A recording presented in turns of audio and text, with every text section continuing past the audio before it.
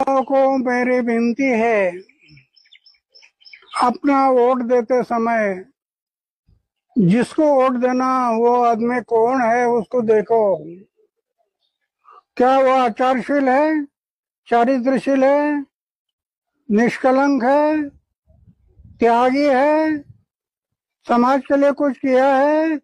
ऐसे लोगों को वोटिंग करो। मैं अभी तक कहा नहीं,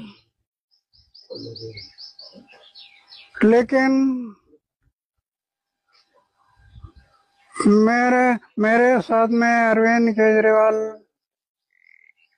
जब था, मैं कई सालों से उसको कह रहा था, चरित्र को संभालो, आचार शुद्ध रखो, विचार शुद्ध रखो, जीवन निष्कलंक रखो, जीवन में त्याग करो।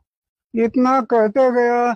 शुरू में बहुत अच्छा काम किया उसने, लेकिन शराब में पैसा मिलता है, वो नशे में डूब गया, पैसे के नशे में डूब गया और बिछड़ गया।